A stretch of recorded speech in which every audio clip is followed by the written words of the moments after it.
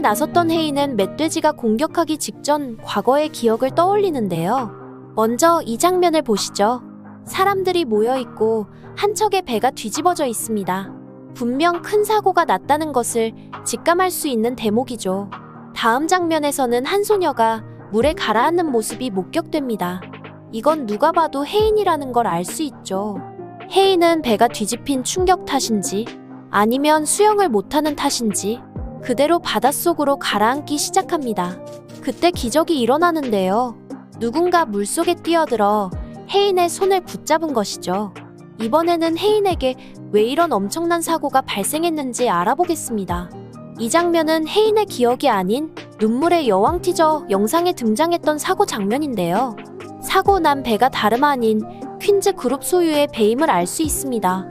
그리고 이 사고로 혜인은 살았지만 오빠인 수완은 사망했죠. 그렇다면 혜인의 오빠인 수완이 혜인을 살리고 죽은 걸까요? 일단 그 가능성이 가장 높은 건 사실입니다. 혜인과 수완이 사고가 난 퀸즈 그룹 소유의 배에 탑승한 건 사실이니까요. 그런데 뭔가 이상합니다. 당시 어떤 상황으로 배가 갑자기 뒤집히는 사고가 발생했습니다. 그 충격으로 혜인은 의식을 잃고 물에 가라앉고 있었고요. 그런데 나이가 많아봐야 한두 살 많은 오빠인 수완이 혜인이 있는 곳까지 헤엄쳐 가서 구할 여력이 있었을까요? 차라리 아빠인 홍범준이 딸만 구하고 아들은 못 구했다는 게 더 일리 있어 보입니다.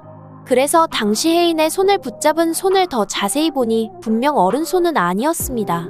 당시 중학생이었던 혜인의 손보다 조금 더 큰 손이었으니까요.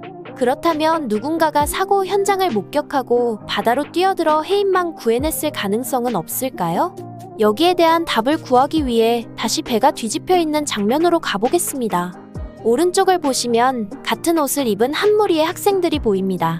그리고 중앙을 보시면 몇몇 어른들과 반바지를 입고 있는 학생들도 보입니다. 이 상황으로 예측해보건대 당시 현우가 이 장소에 있었던 걸로 추측됩니다. 즉 현우가 이곳에 수학여행 또는 가족이나 친구들과 함께 놀러왔다가 사고 현장을 목격하고 혜인을 구하기 위해 바다로 뛰어들었을 수 있다는 것이죠. 결과적으로 바다에 빠져 죽을 수 있었던 혜인의 손을 붙잡고 끌어올려 기적을 만들어낸 사람은 오빠 수완이 아닌 현우였을 수도 있습니다. 이런 이유로 혜인이 사냥터에서 사고가 터지기 직전 떠올린 기억 속에는 부모나 가족들이 아닌 고등학교 시절부터 지금까지 함께한 현우로 집약되어 있었던 것이죠. 하지만 혜인은 그때 바다에서 자신을 구한 사람이 현우라는 걸 아직 모르고 있는 듯합니다. 아마도 현우 집에 다시 들렸을 때 연관된 사진을 보거나 그게 아니면 우리 아들이 20년 전 사람을 구한 적도 있었다는 현우 부모님의 얘기를 듣다가 알게 되지 않을까 싶네요. 그리고 이건 스포가 될 수 있지만 현우는 앞으로도 계속 혜인을 위험 속에서 구하게 됩니다. 머릿속에 안개가 끼어 정신을 잃고 헤매던 혜인이 갑자기 나타난 큰 트럭에 치일 뻔했을 때도 현우는 혜인 앞에 나타나 구해내게 되니까요. 결과적으로 현우는 혜인에게 있어 기적 그 자체가 아닐까 싶습니다. 이외에서 야생 멧돼지의 공격으로 죽을 뻔했던 이혜인의 목숨을 구해낸 것처럼 말이죠. 그리고 어쩌면 혜인의 병도 현우의 사랑이 기적을 만들어내면서 완치되지 않을까 싶네요. 참고로 1회 에필로그에서 혜인은 10년이 지난 뒤에 자신에게 이런 말을 남겼습니다. 잘 지내냐는 식상한 질문은 안 할래.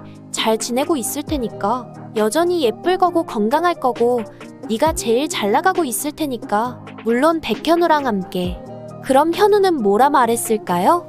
난 그냥 지금 네가 이 여자를 얼마나 사랑해서 이 자리에 있는지 그때도 꼭 기억했으면 좋겠다.